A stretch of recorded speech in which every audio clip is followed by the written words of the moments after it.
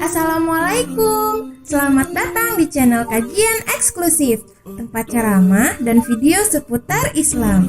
Untuk mendukung channel ini, silakan klik tombol subscribe, like, komen, dan share link video ini ke media sosial kamu ya. Semoga kita semua mendapat pahalanya. Jazakumullahu khairan. Perkenalkan, saya Vira. Saya dari Universitas Gadjah Mada datang di sini untuk mencari ilmu bersama teman-teman di sini.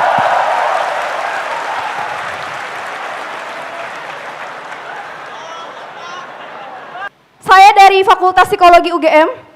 Ustadz, dengan kerendahan hati yang sangat dalam, mohon nasihati kami. Nasihati kami, mahasiswa UGM terutama, dan para perempuan yang ingin mensejahterakan umat. Terima kasih Ustadz. Alhamdulillah, luar biasa sekali. Jadi apa yang disampaikan beliau persis juga 60 seperti di botol juga, luar biasa. Jadi moderasi Islam ini juga disampaikan dengan kelihatannya topiknya berat, akan tetapi dengan kecerdasan beliau bisa dikemas dengan sangat enteng dan mudah untuk dipahami oleh kita semuanya. Jadi ternyata memang sangat berkorelasi positif antara kecerdasan dengan kecepatan studi dan juga dengan penyampaian materi. Jadi kita lihat beliau S1 sangat cepat, S2 juga sangat cepat, S3 pun juga sangat cepat. Nah, maka ini menjadi inspirasi bagi adik-adik sekalian. Kalau lambat-lambat itu tandanya kurang. Kalau tadi menggunakan akalnya tadi. Nah, tadi kita disebut tentang bagaimana menggunakan akal, jangan sampai di close off gitu. Baik, hadirin sekalian, kita masih punya waktu lebih kurang 40 menit. Ya, 40 menit kita akan berdiskusi dengan topik Islam dan ilmu pengetahuan. Jadi kalau ada pertanyaan, ada komen, itu harus mengarah kepada topik besar ini.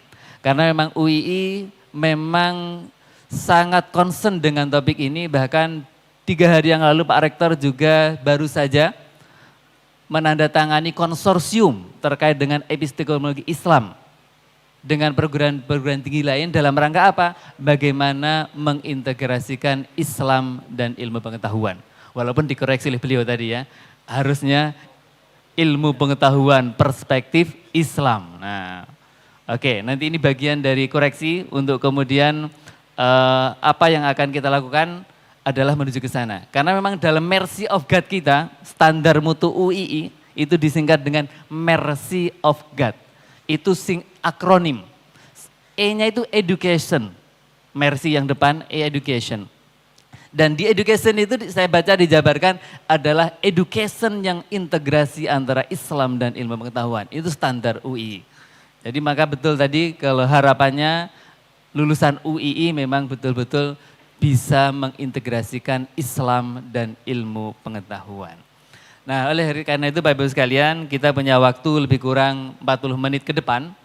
Jadi mungkin 2 dulu dari ikhwan, kemudian kalau dari akhwat ada juga dipersilakan 2. Karena di atas juga ada mic. Mungkin ladies first atau main first-nya. Oke, yang kalau yang Putri belum kelihatan, kita yang lagi dulu ya.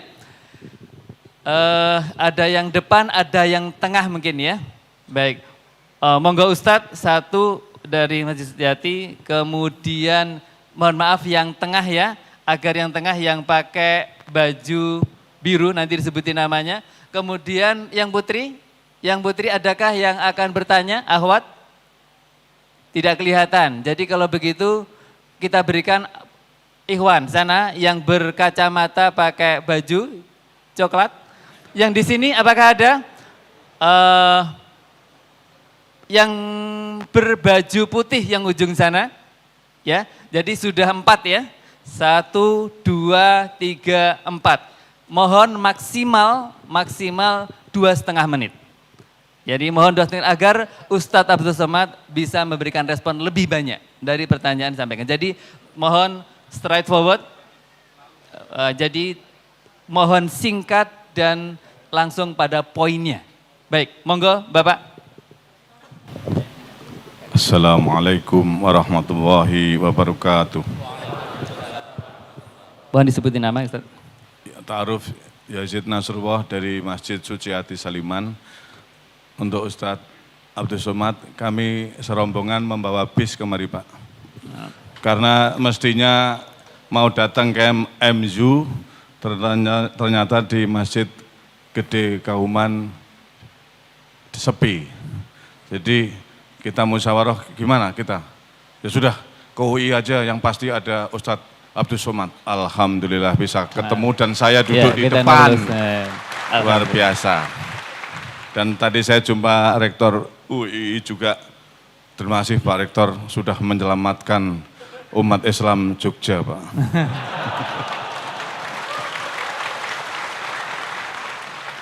Pertanyaannya yang terhormat Bapak Kiai Haji Dr. Abdul Somad minus 4 semester. 4 bulan Bapak. Oh 4 bulan, maaf 4 bulan. Al-afu minkum kualat ini sama Ustadz Abdul Somad. Pak Ustadz, di dalam Al-Quran dikatakan fa'lam, ini paling esensial sekali, annahu la ilaha illallah. Jadi belum kita beriman, itu kita suruh ngilmoni, ya, berilmu, berepistemologi Islam lah kalian baru beriman. Nah, fa'lam di sini makna denotatifnya arif atau alim. Kalau lafadz dzohiri kan fa'lam, jadi alim saja, bukan arif, gitu. Kemudian yang kedua, apakah perlu ya Islam itu diparadokkan dengan ilmu pengetahuan, sehingga kita seminar pada siang hari ini harus diintegrasikan. Bukankah tadi uraian Ustadz banyak inherent ilmu pengetahuan itu ada di dalam sistemik Islam itu sendiri. Jadi Islam merupakan grup, ilmu pengetahuan anak grup. Bagaimana sebenarnya ini? Apakah betul-betul integrasi ini perlu? Atau sekedar wacana bahwa ini aplikasi saja, hendaknya mau mengatakan alumni UII nanti mbok bahasa Jawanya, itu kalau ada kedokteran ya kedokterannya yang beda dengan kedokteran pada umumnya ya tahu Al-Quran gitulah. Seperti tadi ilmu obsgin dan lain sebagainya. Apakah itu saja agar UII ini aplikatif dan pembeda sehingga competitive advantage-nya, output-nya bisa menang, leading di masyarakat pemanfaat ilmu ini. Makasih. Baik, terima kasih Pak Yazid. Warahmatullahi wabarakatuh. Waalaikumsalam warahmatullahi wabarakatuh. Selanjutnya yang kedua, monggo tadi, monggo silahkan yang kedua. Bisa berdiri, tolong berdiri agar suaranya, kalau agak sulit menyampaikan mic, tolong berdiri kemudian sebut suaranya. Kalau bisa diranting. Ya. Ya, singkat, ya, 2 menit. Assalamualaikum warahmatullahi wabarakatuh. Waalaikumsalam. Terima kasih atas kesempatannya, yang terhormat Pak Rektor dan Pak Ustadz Abdul Somad. Saya ingin menanyakan, ini mungkin simpel aja dan langsung to the point. Menurut Pak Ustadz ada tips dan trik nggak untuk kami selaku mahasiswa untuk lebih kritis lagi dalam mengkaji ilmu pengetahuan yang luas? Terutama kan ilmu pengetahuan yang tersebar di dunia ini kan bukan Islam mayoritas, tapi berdasarkan dari teori-teori Barat. Maksud saya secara teori kita belajar tentang Barat, tapi secara praktikal kita umat Islam pasti mengaplikasinya dalam bentuk syariat. Nah, bagaimana cara kita lebih kritis lagi dalam mengkaji hal itu dan bagaimana sikap kita atau sikap mawas diri kita terhadap hal tersebut? Terima kasih. Ya, nama siapa tadi? Namanya Fahri. Fahri, Iya, oke. Mas dari Fahri. Yogyakarta. Oke, baik, terima kasih. Selanjutnya monggo silakan berdiri. Mungkinkah diranting mic-nya? Ya, minta tolong.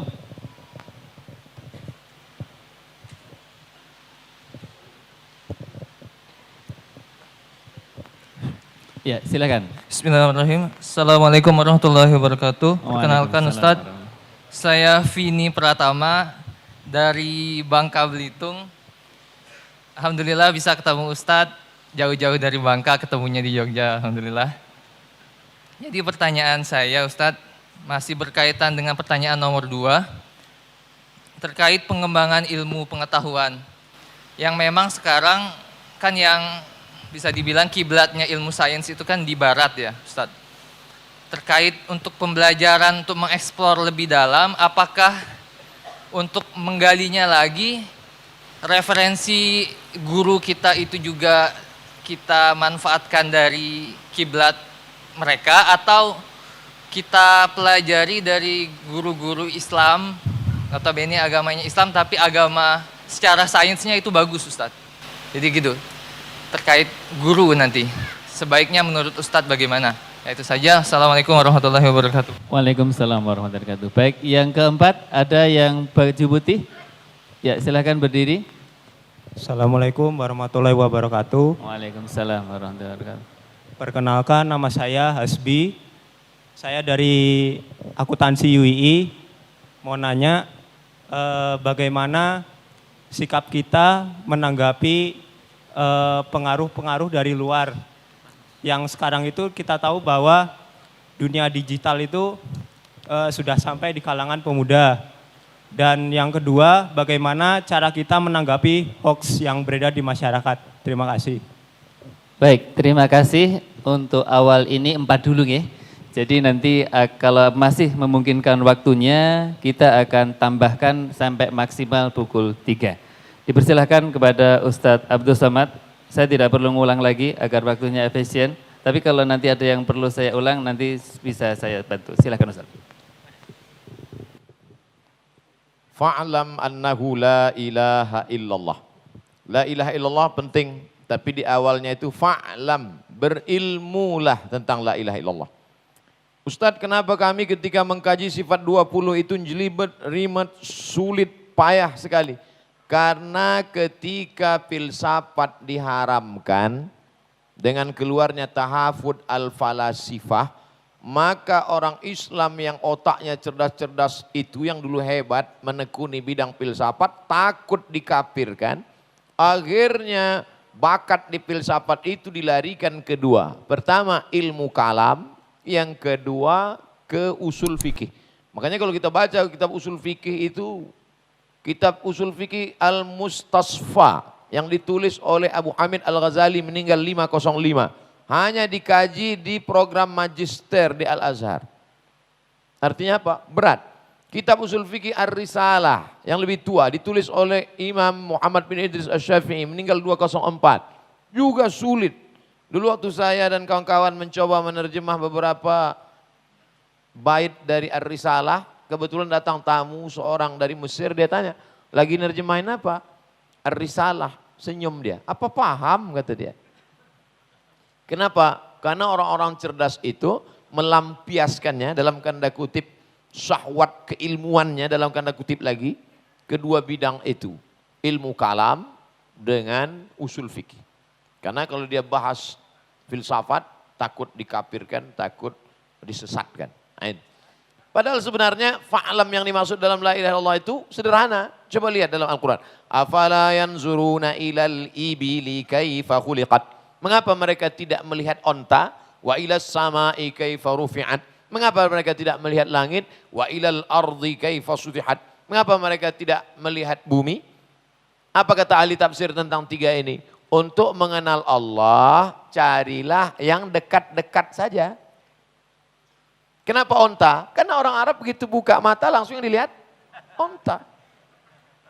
Maka ini disebut afala yanzuruna ilal ibili kaifa khuliqat. Mengapa mereka tidak melihat onta bagaimana diciptakan? Berpikir tentang onta, makhluk yang besar, bisa tidak minum sekian bulan, tenaga yang kuat, sangat patuh padahal dia juga sangat brutal. Berpikir tentang langit, siapa yang menciptakan, berpikir tentang bumi. Nanti puncaknya dia akan berkata, Rabbana ma khalaqta hadza batila. Lagi-lagi la yukallifullahu nafsan illa usaha. Oleh sebab itu, sarjana dari Fakultas Usuluddin jurusan Akidah Filsafat perlu menulis kitab akidah yang simpel sederhana sesuai dengan keperluan zaman. Tapi dia tetap menguasai yang berat-berat. Al-Husunul Amidiyah yang berat sekali.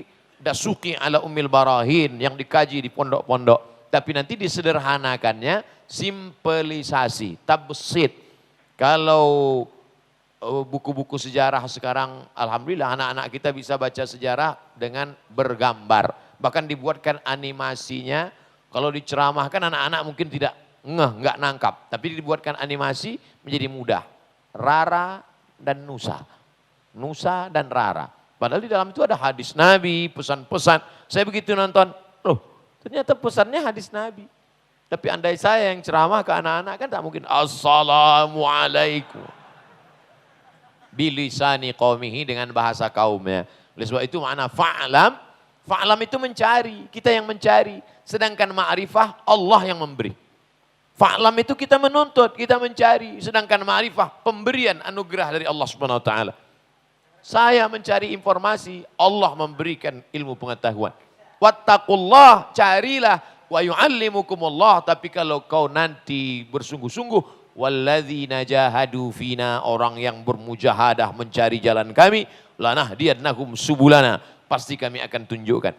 Berapa lama Imam Al-Ghazali menemukan ma'rifah? 11 tahun. Bertualang, berkelana, sampai akhirnya menemukan ma'rifah. Orang bertanya, Ghazali, apa ma'rifah itu? Apa kata Al-Ghazali? Nurun yaqdhifullahu fi qalbi 'abdi, cahaya yang dipancarkan ke dalam hati seorang hamba. Mudah-mudahan kita termasuk mendapatkan cahaya ma'rifah Allah Subhanahu wa taala. Tentang integrasi, perlukah integrasi? Ya. Tapi katanya sudah ada dalam Islam. Kalau memang sudah ada di dalam, integrasi itu kan yang di luar diketemukan. Satu di dalam, satu di luar diketemukan, baru namanya integrasi. Kita perlu bahas integrasi karena generasi kita sudah kena sekularisasi. Sekularisasi dipisahkan. Islam hanya 3 kali saja. Lahirnya akikah, nikahnya walimah, matinya takziah. Islam tidak ada politik, Islam tidak ada budaya, Islam tidak ada ekonomi, Islam.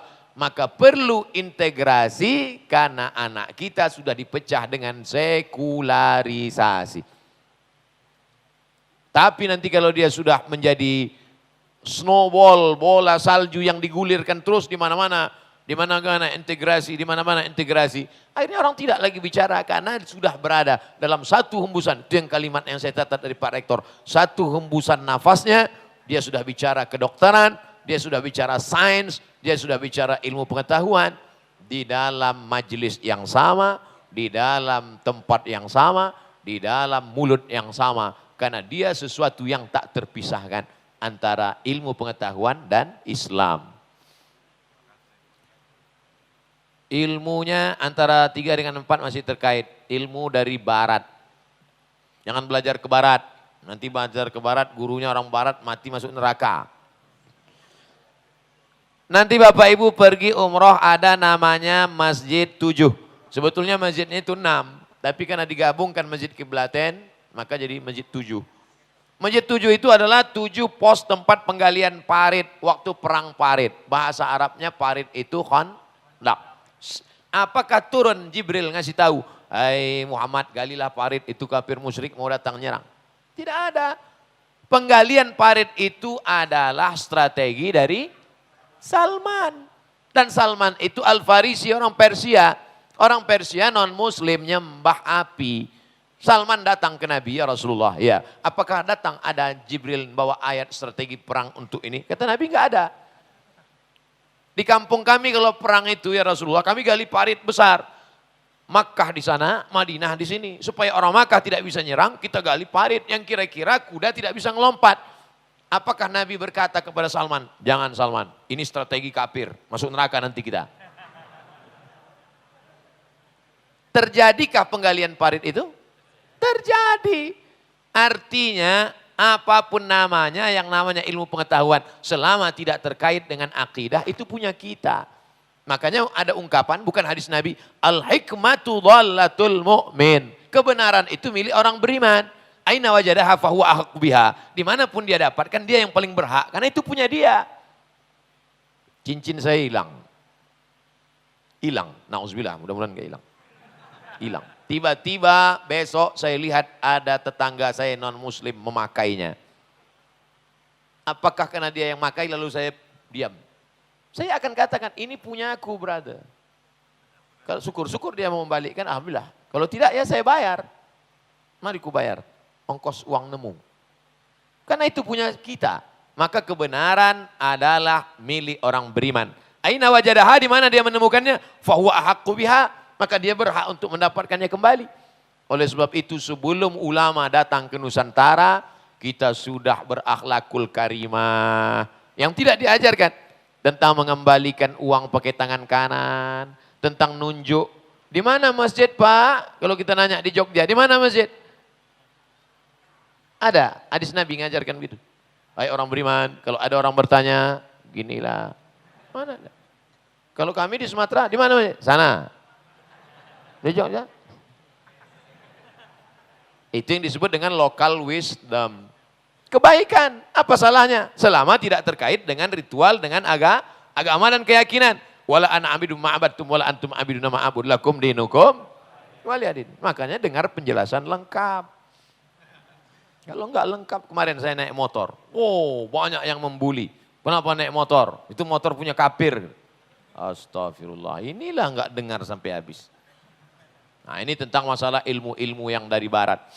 Ketika pada masa Khalifah Abu Ja'far Al-Mansur. Ingat baik-baik. Abu Ja'far Al-Mansur. Maka dibuatlah lembaga bernama Darul Hikmah. Dar rumah, hikmah, rumah ilmu pengetahuan. Disusunlah tim penterjemah.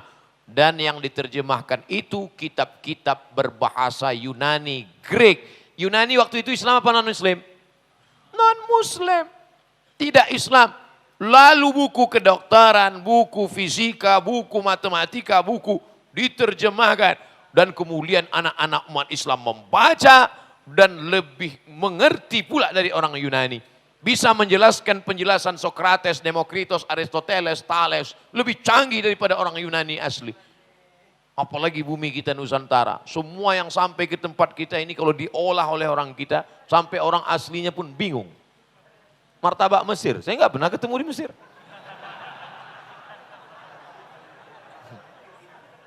Itu baru segi aspek makanan, apalagi pengetahuan. Belajarlah ke Jepang, pelajari teknik. Itu Bapak almarhum Bahruddin Yusuf Habibi, belajarnya di mana? Jerman. Tapi orang Jerman sendiri mengakui kehebatannya. Bayangkan dulu kalau program pesawat itu jadi, Masya Allah. Saya kemarin nggak perlu ditunjukkan pramugari tempat duduk. Saya bisa pakai pesawat pribadi seandainya harganya seperti harga Kap 70. Karena cita-cita bangsa ini Presiden Soekarno dulu luar biasa. Menyatukan dari Nusantara. Nusa pulau antara di atas benua Asia, di bawah benua Australia. Antara Australia dengan Asia ada pulau kecil-kecil. Itulah disebut dengan Nusa Antara. Antara Australia dengan Asia ada pulau kecil-kecil. Nusantara. Cita-cita besar kita adalah negeri yang besar. Seperti dulu pada masa kerajaan Sriwijaya. Dari mulai Vietnam sampai Papua. Nusantara. Oleh sebab itu, karena Nusantara ini tidak bisa ditempuh dengan mobil. Tidak bisa dengan kapal laut, dengan pesawat. Di mana kita belajar pesawat? Oleh sebab itu orang Islam menggunakan akalnya, menggunakan. Makanya dalam Islam diajarkan khairun nas anfa'uhum linnas. Orang yang paling baik adalah orang yang bermanfaat buat orang lain. Maka anak-anakku yang mau melanjutkan belajar pesawat ke Jerman, belajar kedokteran ke Barat, belajar mobil ke Jepang, silakan. Kalian pelajar, berguru kalian kepada Honda, Suzuki, Yamaha. Setelah pulang kalian buat yang lebih canggih lagi. Ini apa namanya? Parno. Nah, mohon maaf kalau kebetulan namanya sama. Artinya apa? Bisa. Tapi tidak ada hubung kait dengan akidah, dengan keyakinan. Ini murni hubungan sosial, hubungan dunia. Bagaimana kami sebagai pemuda ini menyikapi sikap pengaruh luar yang luar biasa masuk ke dalam. Betul. Andai saya diminta lagi jadi mahasiswa semester 1, S1 saya tak tanggup. Godaan yang luar biasa. Zaman saya kuliah handphone nggak ada. Internet nggak ada. Tahun 99, 2000 baru kami mengenal warnet. Anak zaman sekarang Masya Allah, Tabarakallah. Oleh sebab itu, di zaman 2019 ini masih ada anak muda yang dengar pengajian, masih takut pada Allah. Inilah anak-anak muda penghuni surga insya Allah. Andai saya semuda kalian belum tentu setakwa kalian. Boleh jadi lebih sakau dari kalian. Oleh sebab itu ini anak-anak muda yang sudah lulus fit and proper test. Ibu-ibu yang berada di atas, lihat-lihatlah ke bawah kalau mau cari menantu. Sayang cuma nampak kepalanya aja. Artinya apa? Yang sekarang sudah berprestasi, pengajian, sholat berjamaah, bagus. Tapi jangan pernah puas, jangan euforia sesaat. Terus lanjutkan. Jangan pernah sendirian. Anak muda jangan pernah sendirian. Karena serigala hanya akan menerkam kambing yang sendirian. Maka berjamaahlah, buatlah komunitas. Macam-macam komunitas. Kamu dari komunitas mana? Jombloan fisabilillah. Mantap, kelihatan dari tatapan matanya. Jangan pernah sendirian. Setelah buat komunitas, ingat, setan, Sunan Tirmidzi, inna syaitan qad ya'isa an ya'budahul musallun. Setan sudah putus asa menggoda orang sholat. Kalau setan sudah melihat anak muda sholat, dia tidak akan goda lagi supaya menyembah dia. Tapi walakin fit tahrish, ditanamkannya permusuhan. Makanya di antara komunitas remaja masjid, anak-anak muda, itu selalu ada gesekan-gesekan. Nah, ini harus antisipasi, ini setan sudah mulai masuk. Makanya kalau ada teman mulai bisik, kawannya ini, ini setan nih. Yang ketiga, jangan pernah berhenti amar ma'ruf nahi mungkar. Karena kita karena sudah aktivis, sudah itu dia, udah biarlah, udah sama-sama tahu aja, nggak apa-apa. Oh nggak bisa begitu. Kuntum khaira ummah, kalian umat terbaik ukhrijat linnas. Sifatnya ada 3. Ta'muruna bil ma'ruf, wa tanhauna 'anil munkar, wa tu'minuna billah. Kalau 3 ini dijaga, insya Allah berkomunitas, antisipasi setan menyusup ke dalam, dan kemudian tetap tegakkan amar ma'ruf nahi mungkar. Insya Allah pemuda-pemuda kita akan selamat dari pengaruh-pengaruh luar yang luar biasa insya Allah. Amin. Ya Rabbal Alamin. Itu saya kira dokter. Saya terserah pada moderator. Assalamualaikum warahmatullahi wabarakatuh. Waalaikumsalam warahmatullahi wabarakatuh. Saya namanya Haryadi Wijaya. Saya UII juga. Tapi tahun gaek. Maaf. Saya tahun 84. Alumni 84 teknik industri. Khusus datang untuk Ustadz Somad. Dari kota yang jauh. Dari Palembang. Dari pertemuan singkat ini. Menginspirasi bahwa sebetulnya permasalahan apapun yang terkait dalam materi hari ini atau kejadian menimpa Ustadz Abdul Somad di hari ini atau kemarin adalah masalah ini. Gagalnya kita mengubah pola pikir bahwa ilmu Islam tidak harus diintegrasikan tapi dieksplor seperti Pak Dokter ungkap. Keberhasilan para ulama untuk mulai mensosialisasikan bahwa Islam menjadi pangkal dari semua yang ada sesuai tuntunan Quran. Apakah ini terkait hidayah atau kekerdilan jiwa kita sebagai umat beragama Islam, kaum muslimin? Artinya sejauh kita masih memisahkan antara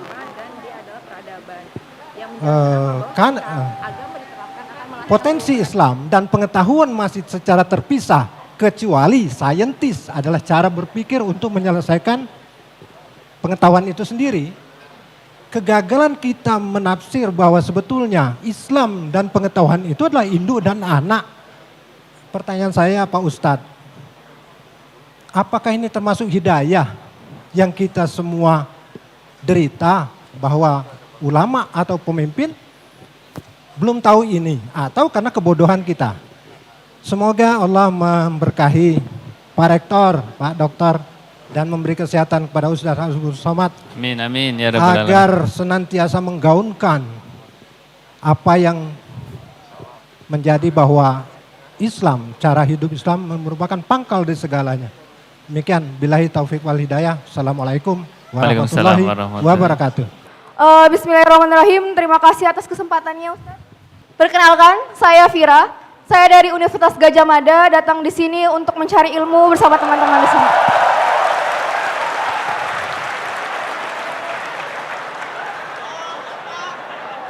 Semoga tepuk tangan teman-teman juga disertakan kata takbir di hati. Saya Vira, seorang perempuan, ingin dengan kerendahan hati untuk mencari ilmu bersama Ustadz Abdul Somad dan juga bersama teman-teman perempuan yang lainnya. Saya dari Fakultas Psikologi UGM. Saya dan teman-teman merasakan keresahan yang sangat luar biasa. Salah satu contohnya, sebagai seorang psikologi, kita tahu tentang buku panduan DSM atau PPDGC di mana panduan tersebut salah satu contoh ini misalnya bahwa LGBT itu dianggap bukan sebagai penyakit, Ustadz. Tapi di agama kita pun itu sudah menjadi sebagai penyakit. Nah, kami mempelajari dengan forum-forum keilmuan kami. Tapi masih ada rasa keresahan di hati kami, kebingungan di hati kami. Untuk menjelaskannya dalam perspektif Islam itu sendiri, dalam keilmuan sendiri untuk kesejahteraan umat. Ustadz, dengan kerendahan hati yang sangat dalam, mohon nasihati hidayah kami. Nasihati kami, mahasiswa UGM terutama, dan para perempuan yang ingin mensejahterakan umat. Terima kasih Ustadz. Ya baik, terima kasih, kita berikan aplaus. Ya. Karena waktu kita maksimal sampai jam 3, 2 pertanyaan terakhir kita serahkan kepada Ustadz Abdul Somad. Silakan. Apakah termasuk hidayah? Itu kata kuncinya. Pertanyaan pertama sesi kedua. Segala kebaikan yang ada tersirat dalam hati, terlintas dalam pikiran adalah bagian dari hidayah Allah Subhanahu wa taala. Itulah yang kita minta pagi, petang, siang, dan malam. Ihdinas siratal mustaqim. Ihdi itu diambil dari kata hidayah. Bahkan bagi yang baca kunut subuh, Allahumma dina fiman hadait. Berikanlah kami hidayah.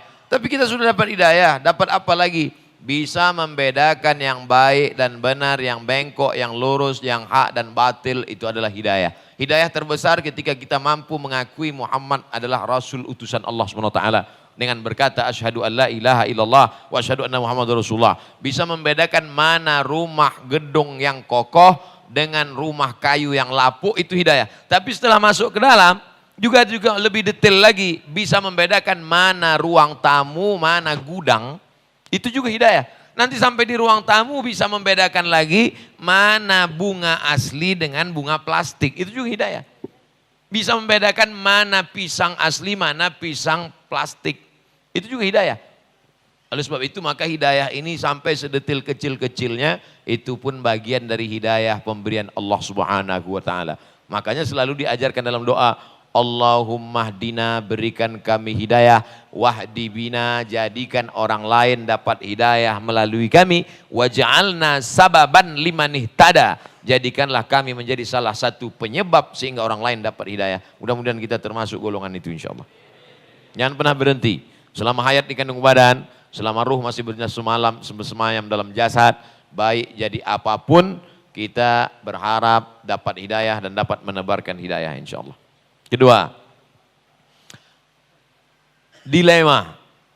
Mahasiswa-mahasiswi psikologi membaca Sigmund, membaca para pakar-pakar nabi-nabi dalam tanda kutip psikolog yang bertentangan dengan akidah.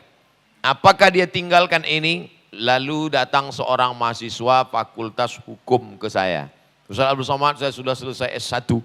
Terus rencana saya mau ngambil S1 lagi hukum Islam Ustaz. Karena saya mau membasuh, mau mensamak ini yang lama-lama ini. Ini yang saya pelajari ini hukum kafir nih Pak Ustaz. Saya tidak suruh dia, saya tidak marah dia, saya hanya cerita saja. Seandainya saya dikriminalisasi, seandainya saya kemudian difitnah, dan saya tidak mengerti hukum konvensional, siapa yang membela saya? Lalu kata dia, saya akan bela Ustaz. Kamu bisa bela saya, kenapa? Karena saya ngerti hukum ini. Orang mengertilah yang bisa membedakan mana hak mana batil. Alim tu syarra la li syarri walakin lijtinabihi. Aku tahu kejelekan bukan karena aku ingin berbuat jelek, tapi supaya aku menjauhinya. Kamu kuliah di mana? Universitas Indonesia. Jurusan apa? Kriminologi. Apakah dia akan jadi kriminal? Tidak. Dia mengetahui, sehingga dengan itu pengetahuan itu dia bisa menjelaskan pada orang. Sehingga terjadi kasus pencurian, pembunuhan, polisi akan mencari dia karena dia yang punya ilmunya. Oleh sebab itu tekuni ilmu ini apapun namanya, tapi dengan benteng yang kuat, nanti antumlah yang bisa mengklasifikasi mana sampah, mana rambut, mana ijo, mana lalang, mana rumput, mana padi. Karena orang yang mengerti ada ilmu intan lah yang bisa membedakan mana intan, mana pasir, mana imitasi. Oleh sebab itu dalami ilmu ini. Nanti ketika kita membuat universitas Islam, lalu dibuat psikologi Islam, siapa yang bisa mengajar kalau bukan orang yang mengerti? Dari mana mungkin Imam Al-Ghazali bisa membantah filsafat wujudiyah, bisa membantah Syiah kalau dia tidak mengerti? Akhirnya Al-Ghazali menulis kitab Tahafud Al-Falasifah. Akhirnya Al-Ghazali menulis kitab berjudul lupa pula judulnya. Ibnu Taimiyah bisa membantah filsafat sesat Yunani, filsafat yang Islami yang sudah diislamkan, oke. Tapi ada yang menyesatkan filsafat yang mengatakan wujudiyah, yang ada ini hanya yang wujud. Saya percaya kepada bunga karena bunga wujud, bisa dilihat dengan mata, bisa ditangkap panca indera. Kalau dia tidak ada, ini yang disebut dengan filsafat barat materialism. Siapa yang bisa membantah itu kalau bukan orang yang mengerti? Akhirnya ditulislah kitab Rad ala mantiqil Yunan. Rad ala mantiqil Yunan. Menolak logika Greek dari Yunani. Karena dapat menyesatkan. Tapi dia pilih-pilih. Oleh sebab itu kalau ada orang mengatakan Ibnu Taimiyah tidak tahu filsafat. Mengerti dia. Imam Al-Ghazali tak mengerti filsafat. Mengerti. Setelah mengerti, paham, barulah bisa membantah, bisa meluruskan. Oleh sebab itu fokus di fakultas masing-masing. Kuatkan kajian. Alhamdulillah saya dengar UII punya pusat kajian tafsir, Pak Rektor. Akan didirikan, ini dengan ahli-ahli pakar-pakar. Ustaz Somad, kami punya kajian ahli tafsir, terdiri dari pakar-pakar, dari pakar aspek bahasanya, pakar sejarahnya. Tadi disebut ada Gus Baha, pengetahuan beliau, hafal Al-Quran, lalu kemudian mengerti tafsir, pakar diberikan Allah pula ilham, banyak hal-hal yang baru kita dengar dari kajian-kajian beliau. Rupanya beliau termasuk mustasyar, penasehat, bahkan salah satu dari pendiri pusat kajian tafsir. Ini baik sekali. Oleh sebab itu dimanfaatkan. Ikuti program kajian ini, baca websitenya, renungkan isinya, tetap fokus di fakultas masing-masing.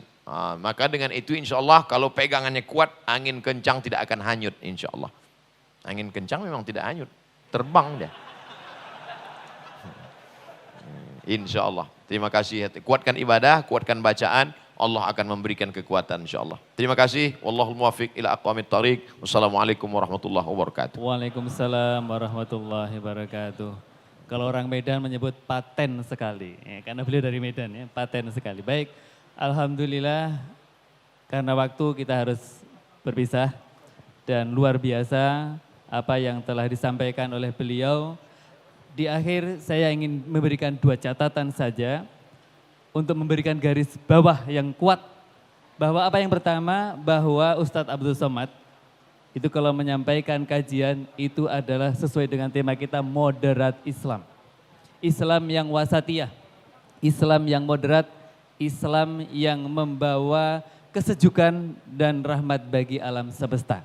Bukan Islam yang sering dituduhkan kepada beliau. Itu kita menjadi saksi itu bahwa menyampaikan tema apapun selalu dikemas dengan cerdas, dengan menarik dan kemudian dengan bahasa yang juga lugas.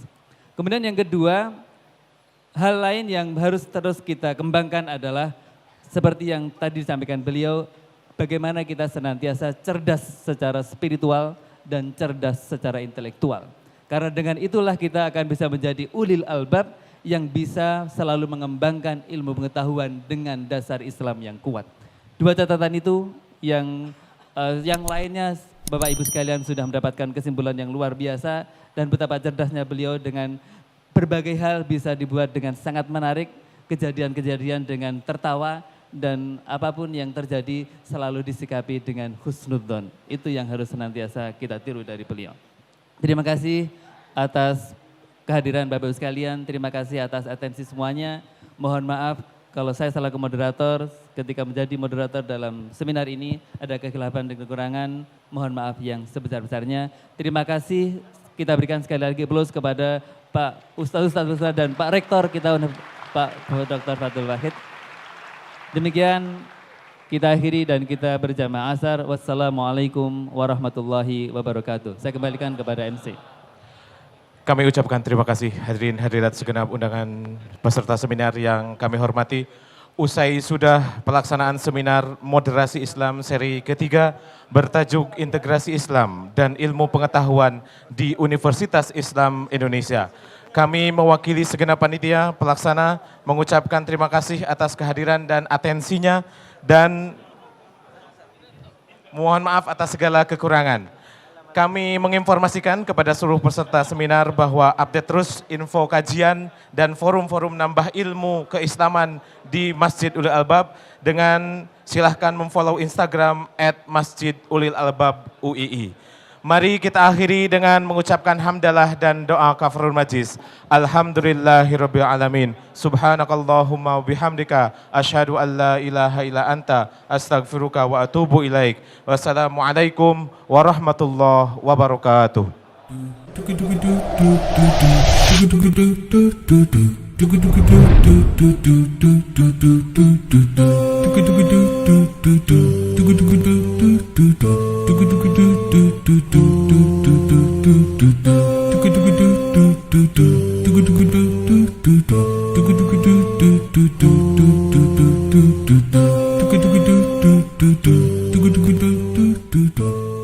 Do